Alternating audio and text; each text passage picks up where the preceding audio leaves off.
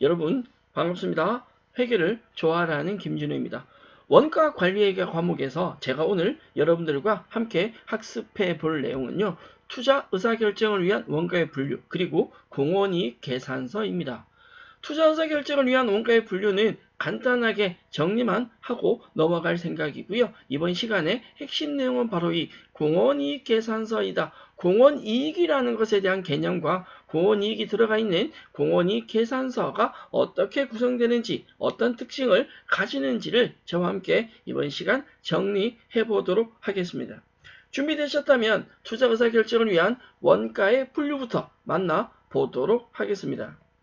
기본적인 투자 의사결정을 위한 원가의 분류를 우리는 관련 원가와 비관련 원가로 나누어서 살펴볼 텐데 투자 의사결정과 관련 있는 원가를 관련 원가다라고 한다면 관련 없는 원가를 당연히 비관련 원가라고 표현을 하게 됩니다.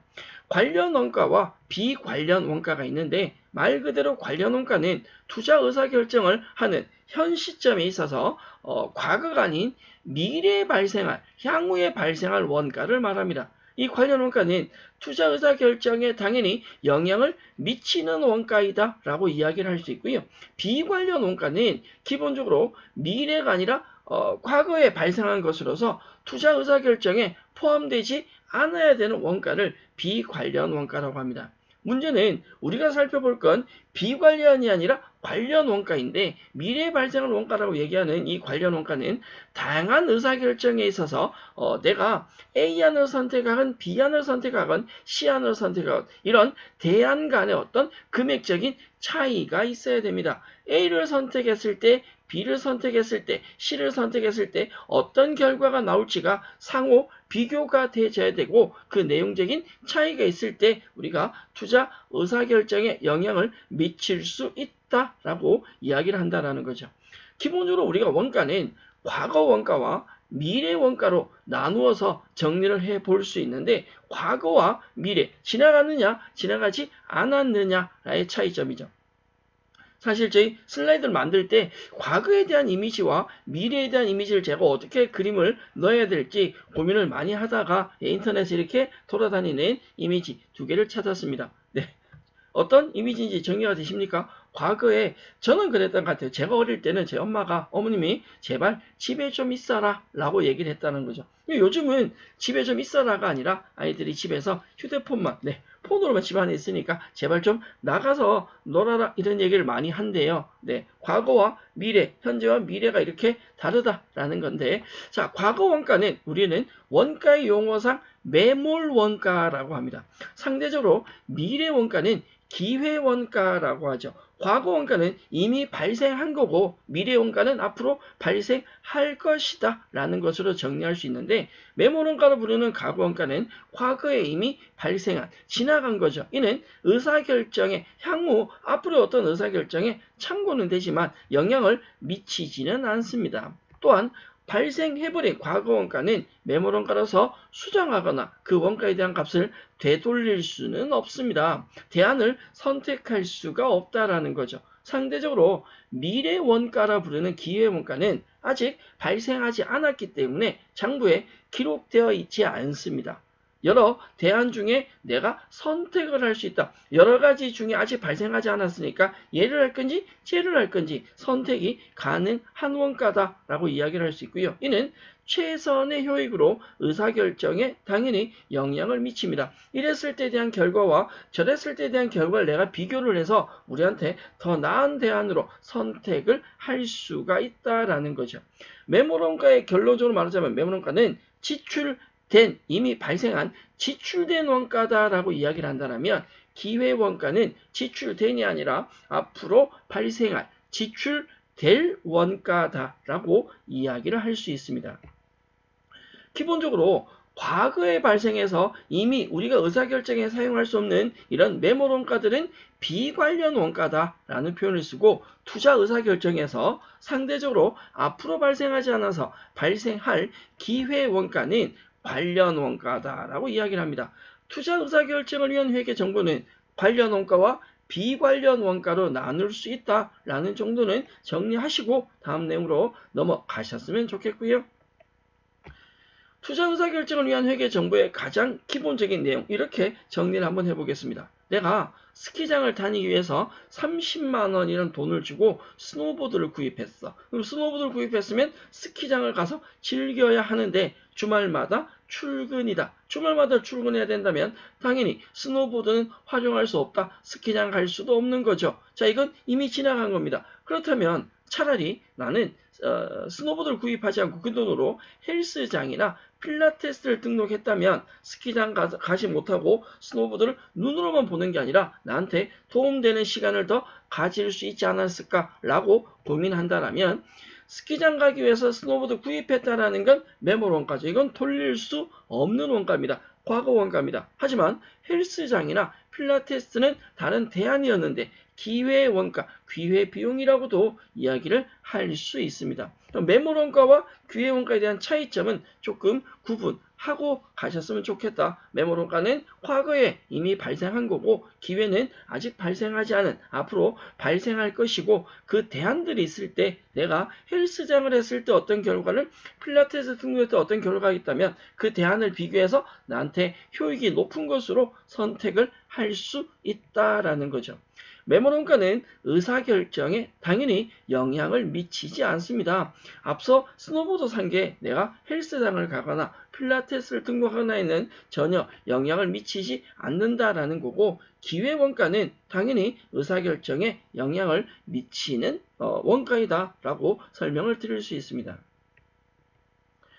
투자 의사결정을 위한 회계 정보에서 사실은 지금 설명드린 예제가 가장 적당한 예가 될 수 있는데, 매몰 원가라는 게 있고 이 매몰 원가의 늪에 빠져서 기업 경영이 굉장히 악화된 기업이 있습니다. 이건 우리 그 투자 의사결정에 얘기할 때 항상 거론이 되고 대두되는 기업이긴 한데, 필름 카메라 혹시 아십니까? 요즘은 디지털 카메라 디카라는 걸 쓰지만 과거에는 필름 넣어서 이렇게 찍었다라는 거죠.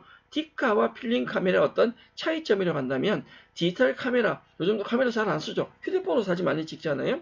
휴대폰이나 디지털 카메라는 내가 지금 사진을 찍으면 사진을 어떻게 찍혔는지를 확인할 수 있습니다. 마음에 안 들면 지우고 새로 찍고 할 수도 있죠. 그러나 과거의 필름 카메라는 카메라 필름을 사진을 찍으면 얘를 현상하기 전까지는 내용을, 사진을 어떻게 찍혔는지 확인할 수가 없습니다. 이게 아날로그 감성이 되는 거죠. 사진 찍고 난 뒤에 나중에 어떻게 현상될지를 막 기다리는 이런 재미가 있었는데 너무 옛날 얘기인가? 어쨌건 필름 카메라 시장을 주름 잡던 세계적인 기업이 있습니다. 저도 이 기업에 돈 많이 썼습니다. 필름 카메라 사기 위해서 코닥이라는, 들어보신 적 있을 텐데, 코닥이라는 회사는 필름 카메라 시장의 전 세계 탑이었습니다. 그런데 이 코닥 회사 지금은 들어볼 수 없는 거죠. 뭐 지금은 거의 회사가 이렇게 없는, 존재감이 없는 회사라고 이야기를 할 수 있는데, 코닥은 과거의 필름 카메라가 어느 시점이 되면 사용이 빈도가 떨어지고 디지털 카메라가 번영할 것이다, 활성화될 것이다 라는 걸 이미 알고 있었다라고 많은 분들이 이야기를 합니다. 그러면 그 필름 카메라를 정리를 하고 디지털 카메라로 변경을 했어야 되는데, 문제는 이 회사가 디지털 카메라 관련된 기술을 다른 회사보다 미리 개발하고 그 기술을 가지고 있었음에도 불구하고 그 변화를 못한 거죠. 코닥이라는 회사는 디지털 카메라가 활성화될 것이라는 것도 알고 있었고 기술도 가지고 있었지만, 기존 필름 카메라에 대한, 그 필름 카메라에 투자된 막대한 금액을 더 수익 창출해야 되는데 그 미련을 버리지 못한 거죠. 다른 회사들이 디지털 카메라 개발에 더 박차를 가하고 신제품 개발할 때 코닥은 기존 필름 카메라에 안주하고 있었다라고 이야기를 할 수 있습니다. 현재 발생하는 수익 구조에 안주하고 뭘 시도하지 않았다? 변화를 시도하지 않았다. 투자 의사결정에 대한 고민을 하지 않았다라는 거죠. 디지털 카메라 기술 활용을 주저하다가 이 코닥이라는 회사는 지금 여러분들이 알고 있다시피 거의 회사는 존재감이 없습니다. 바로 이 코닥이라는 회사가 투자 의사결정에 대한 합리적이고 제대로 된 결과를 선택하지 못한 결과를 보여주는 대표적인 사례이다라고 할 수 있습니다. 우리가 특정 제조 공정에 대한 혹은 제품에 대한 원가를 따로 관리하고 그 원가 정보를 분석을 하는 이유는 투자 의사결정해야 될 시점에서 제대로 된 대안을 선택하고 제대로 된 의사결정을 하기 위한 것이다 라고 생각을 해 주셔야 합니다. 투자 의사결정을 위한 기본적인 원가의 분류, 관련과 비관련에 대해서 내용을 살펴보셨고요. 이번 시간의 핵심적인 내용, 바로 공원이익계산서 넘어가 보도록 하죠. 공원이익계산서는 관련과 비관련 원가로 표현되기도 하는데 실질적으로 공원이익계산서는 제품의 판매 가격부터 먼저 이해를 하고 넘어가셔야 됩니다.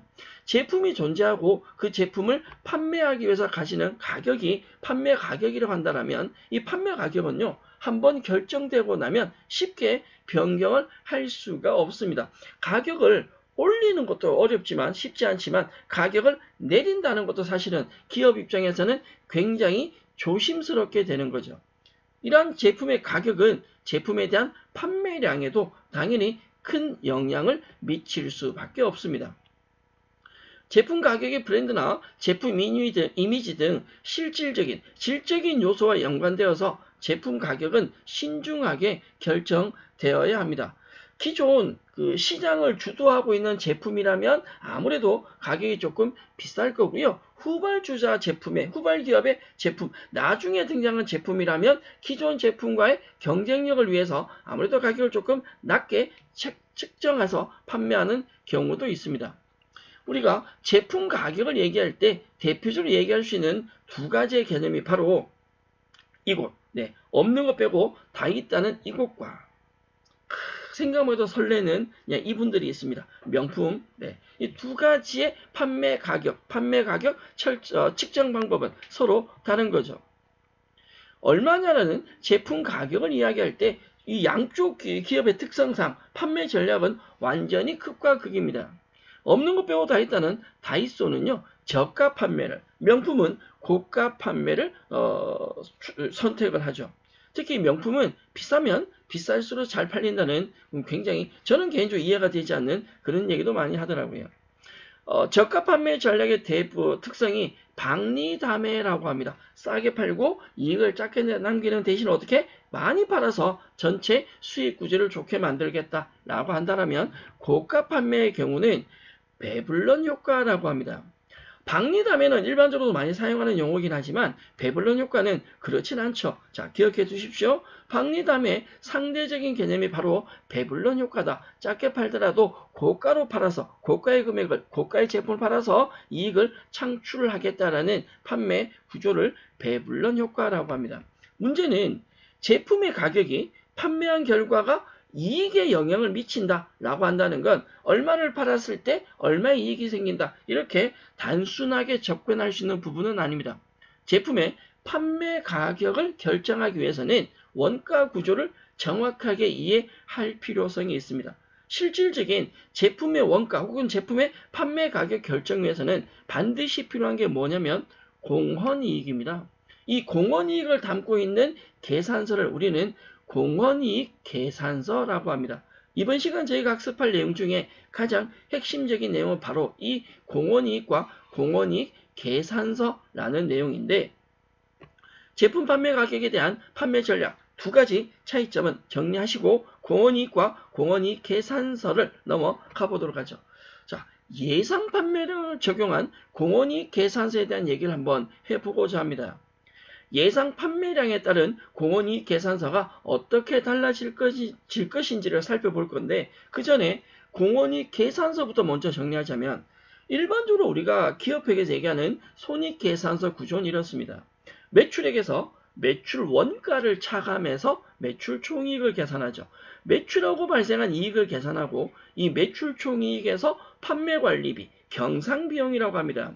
판매하고 영업하는 과정에서 발생한 판매관리비를 차감해서 영업이익이란 걸 계산하고요. 영업이익에서 영업과 관계없는 영업외수익을 더하고 영업외비용을 차감해서 법인세 차감전순이익, 물론 법인기업은 법인세 차감전순이익이 나오지만 개인기업은 소득세 차감전순이익이 나오겠죠.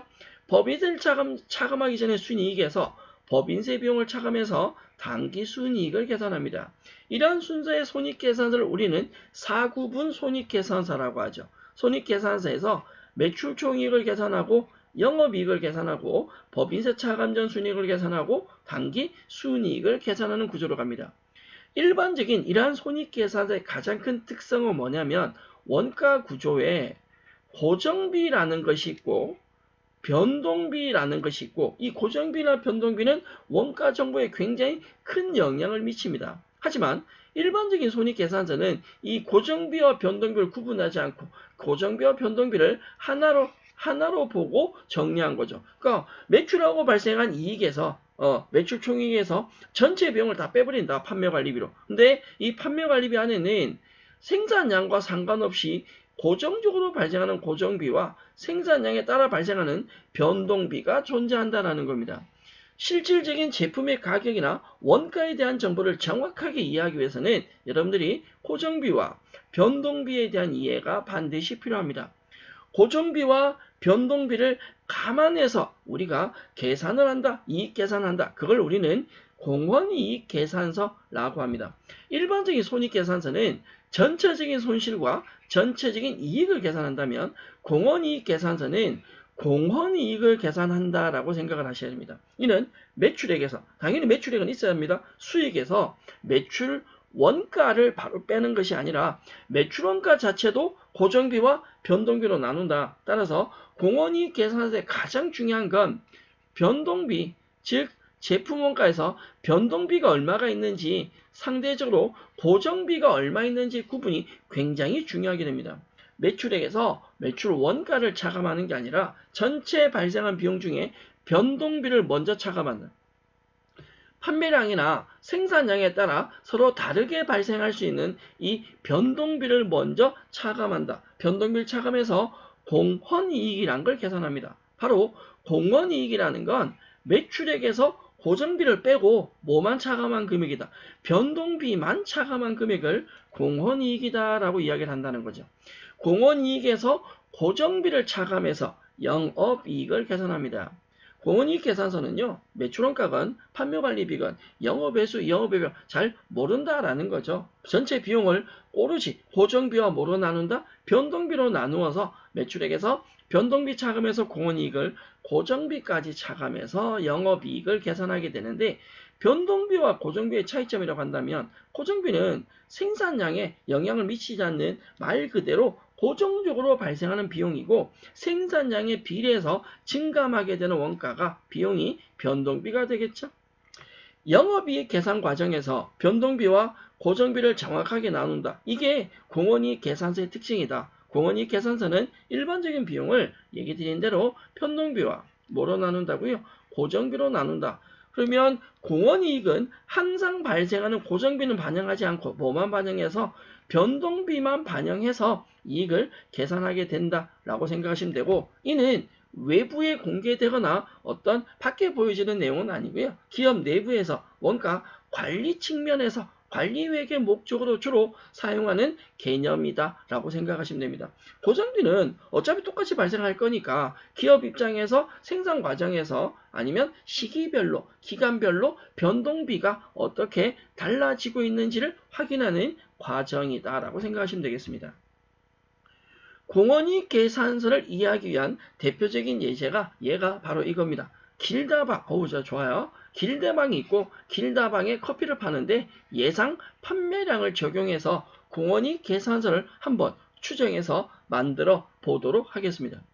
자, 커피의 가격을 고민하고 있다. 길다방 주인은 커피 가게를 새로 차렸는데 주변 시세에 맞춰서 2,500원에서 3,500원 사이의 금액을 즉 이 안에서 커피의 가격을 결정하겠다라는 거죠. 저쪽에 보니까 2,500원 팔고 저기 보니까 3,500원을 팔던데 그럼 난 중간 3,000원 이런 건 아니다라는 거죠.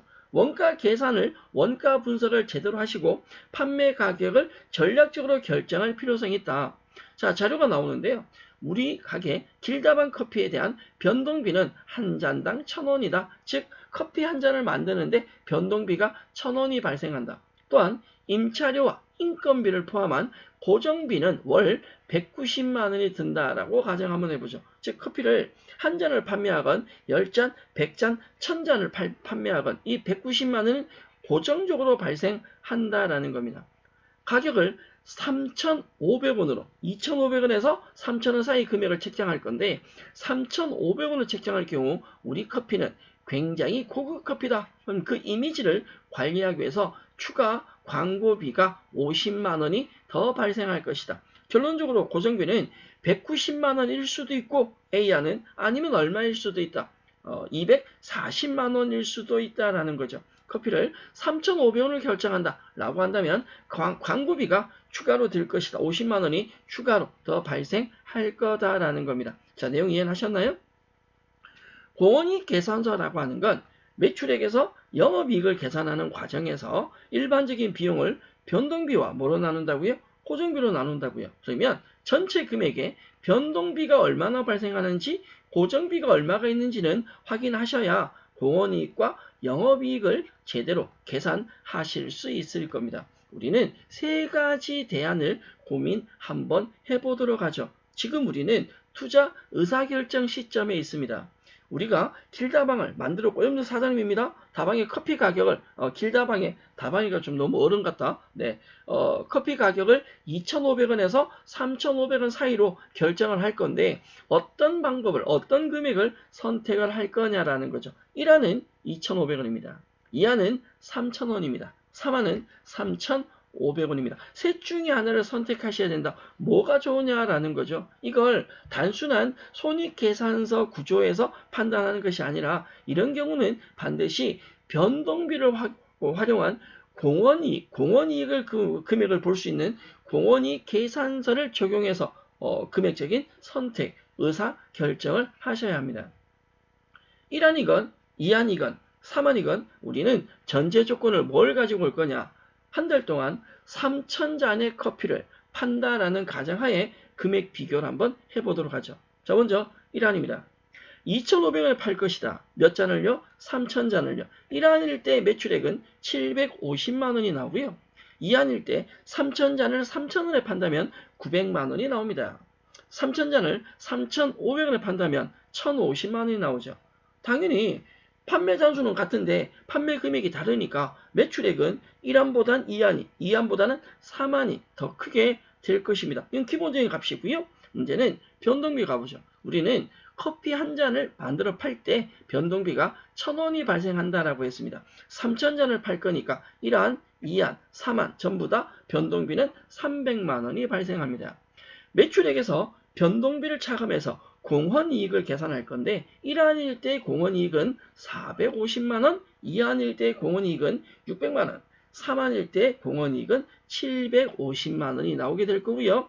각각의 고정비가 발생할 건데 기본적인 고정비는 1안이 190만원, 2안은 190만원, 다만 3안은 그 190만원의 커피가 우리는 고급 커피다라는 이미지 관리를 위해서 추가 50만원이 발생해서 3안의 고정비는 240만원으로 나옵니다.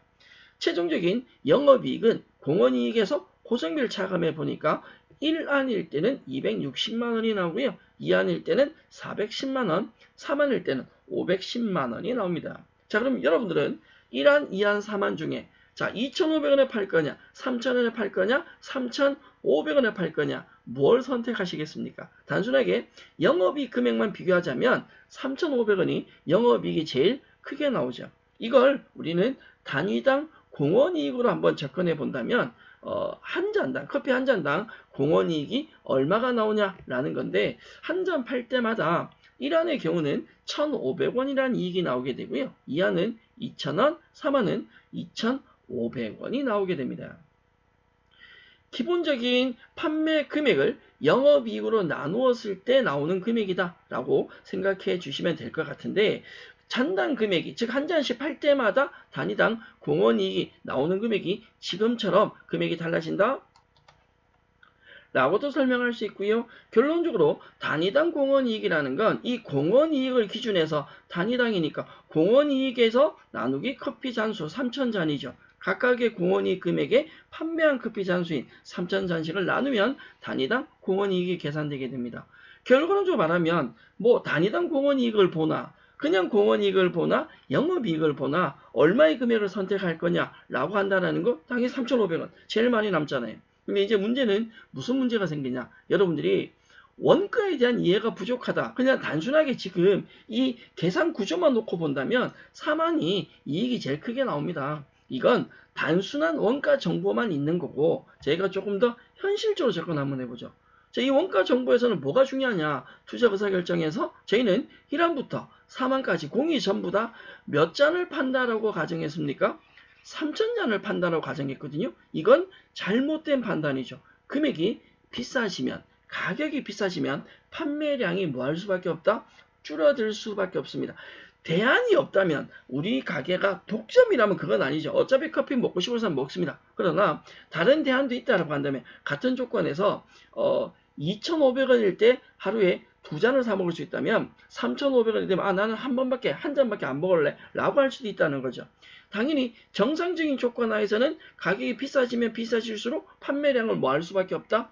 떨어질 수밖에 없다. 그걸 우리는 가격 탄력성이라고 합니다. 판매 가격이 낮아지면 판매량이 조금 늘어나고 판매 가격이 높아지면 금액이 판매량이 줄어드는, 보통 우리 식당 같은 데도 금액을 올리면 매출액이 조금은 줄어들기 마련이에요. 그걸 가격 탄력성이라고 합니다. 금액이 다른데도 불구하고 판매 잔수가 동일하게 적용되어 있는 건 지금 이 원가 구조에서는 바로 이 가격 탄력성이 반영이 되지 않은 상태이다 라고 이야기를 할 수 있다는 거죠. 그렇다면 가격 탄력성을 반영해서 우리는 공원이 계산을 할 때 1안, 2안, 3안을 2,500원, 3,000원, 3,500원으로 판매를 해볼 건데 가격 탄력성을 적용해서 1안일 때는 3,000잔을, 2안일 때는 2,800잔을, 3안에 3,500원일 때는 2,400잔을 판다라고 가정하고 공원이 계산서를 작성해 보도록 하겠습니다. 첫째, 1안에 3,000잔 판다. 매출액이 얼마냐? 2안에 2,800잔을 판다. 매출액이 얼마냐? 3안에 2,400원에 판다. 아니 2,400잔을 판다. 매출액이 얼마냐 묻는다면 1안은 750만원이 2,500원 곱하기 3,000잔, 2안은 840만원, 3,000원 곱하기 2,800잔, 3안은 840만원, 죄송합니다. 3,500원 곱하기 2,400잔이 나올 겁니다. 매출의 기준에서 변동비를 차감할 건데 이 변동비는 판매 잔수에 대한 1,000원이라고 했으니까 각각 300만원, 280만원, 240만원이라는 금액이 나올 겁니다. 맞으세요? 네, 이상은 없습니다. 그러면 매출액에서 변동비를 빼서 공헌이익을 계산해 보시면 1안일 때 공헌이익은 450만원 나오고요. 2안은 560만원, 3안은 600만원이라는 금액이 나옵니다. 이 공헌이익은 매출액에서 변동비를 차감한 금액이다 라고 할 수 있고 여기에서 고정비를 차감합니다. 1안이나 2안은 190만원이지만 3안은 광고비 때문에 50만원 추가해서 240만원이 발생할 거고요. 공헌이익에서 고정비를 차감한 영업이익을 비교해 보시면 1안은 260만원, 2안은 370만원, 3안은 360만원이라는 영업이익이 계산되게 됩니다. 단위당 공헌이익은요, 한 잔 팔 때마다 변동비만 반영한 공헌이익이 얼마이냐라고 한다면 1안은 1,500원, 2안은 2,000원, 3안은 2,500원이 됩니다. 여러분들 보시기에 그냥 단위당 공헌이익만 반영을 하면 1안보다 3안이 2안보다도 3안이 금액이 더 큽니다. 그러나 영업이익 기준에서는 금액이 조금 다르게 보이시죠. 고정비가 달라졌기 때문에 그렇다라는 거고요. 이 단위당 공헌이익을 반영한 손익분기점 판매량, 이걸 우리는 BEP라고 합니다. 향후에 우리가 손익분기점이라는 것 혹은 손익분기점 판매량에 대해서 학습할 기회가 있을 겁니다. 손익분기점 판매량이라고 하는 건 비용, 투자된 비용이 있고 그 투자된 비용으로 인한 수익이 창출되었을 때 이 비용과 수익이 크로스되는 시점, 비용과 수익이 제로 되는 시점, 그러니까 이 손익분기점 판매량까지는 금액적인 건 마이너스다. 손익분기점 판매량이 됐을 때 제로가 되고 얘보다 더 많이 팔기 시작하면서부터 이익이 발생한다라는 겁니다. 1안에서는요. 손익분기점 판매량이 1267잔이 나옵니다. 다시 하겠어 2,500원에 1267잔을 판다. 그 금액으로 접근을 여러분들이 하시면 안 되고요. 판매 금액이 2,500원이 아니라 손익분기점 판매량이라고 하는 건 이걸로 접근하셔야 돼요. 뭐냐면 단위당 공원이익 한 잔 팔았을 때 발생하는 공원이익이 1,500원이다. 이걸 1,267잔을 팔았을 때 어느 금액이 나오냐면 고정비 금액을 채울 수 있다라는 거죠. 고정비 금액이 190만 원이라는 건 1안일 때는 1267잔을 팔아야 190만 원 금액 고정비를 채우고, 그러면 1267잔 이후부터 판매하는 건 고정비 초과되는 금액이니까 그때부터 실질적인 이익이 된다라는 거고요. 2안일 때는 기본적으로 950잔이 나옵니다. 3안일 때는 960잔이 나와요. 즉 단위당 공원이익을 통해서 고정비를 채울 수 있는 판매량을 이야기합니다. 그러면 지금처럼 여러분들이 우리가 하게 되는 길다방에 4만 세 가지의 가격이 있다. 이 세 가지 중에 어떤 걸 선택하는 게 가장 유리하냐라고 묻는다면 1안보다는 2안이나 3안이 조금 더 유리할 것 같고 3안보다는 몇 안이 2안이 유리하지 않을까. 실제로 우리가 돈이 뭐니 해도 머니가 제일 중요하니까 이러한 의사결정을 할 때 필요한 게 기본적인 변동비를 활용한 공헌이익이다라고 생각을 해 주셔야 됩니다. 다만 원가 결정이나 어떤 의사결정에서 사실은 굉장히 중요한 건 판매 가격을 결정하는 경우에 단순하게 예상 판매량이나 공헌이익만을 가지고 어떤 선택을 하는 게 효율적이다라고 할 수는 없습니다. 이건 단적인 선택할 때 기준의 방법적인 거 이해는 되겠지만 이익을 최대화할 수 있는 가격 결정을 위해서는 눈에 그냥 보이는 예상 판매량, 추정치인 공헌이익만 보는 것이 아니라 기업의 다양한 회계 정보 혹은 그 주위의 다른 경쟁 업체에서 어떻게 하고 있는지 기타 등등의 정보까지도 활용이 필요하다라고 할 수 있습니다. 대신 우리가 변동비와 고정비에 대한 개념을 구분하고 공헌이익을 살펴본 이유는 기본적인 판매량을 결정할 때 이익 금액을 혹은 손익분기점을 계산할 때 단순한 판매량이나 단순한 원가가 아니라 변동비와 고정비 금액에 따라서 이들이 판매량에 어떤 영향을 미쳐서 계산되는 단위당 공헌이익의 정보가 의사결정에 굉장히 유용할 수 있다라는 예를 설명드리기 위해서 보여드린 거기 때문에 참고해 주시면 좋겠고요. 앞서 보신 기본적인 동일한 3,000잔 일대가 아니라 가격이 비싸지면 판매량이 줄어든다는 가격 탄력성을 적용한 지금 잔수 3,000잔, 2,800잔, 2,400잔일 때 각각의 공헌이익 계산서는 여러분들이 참고로 작성을 한번 해봐 주시면 좋겠습니다. 이번 시간 저희는 투자 의사결정을 위한 관련 원가와 비관련 원가에 대해서 간단히 살펴보셨고요. 변동비와 고정비가 반영되는 공헌이익과 공헌이익 계산서에 대해서 설명을 드렸습니다. 특히 공헌이익 계산서에 대한 구조는 한 번 더 정리해 주시길 부탁드리고요. 저는 다음 시간 다른 내용으로 또 여러분들과 다시 만나도록 하겠습니다. 여러분 수고하셨습니다.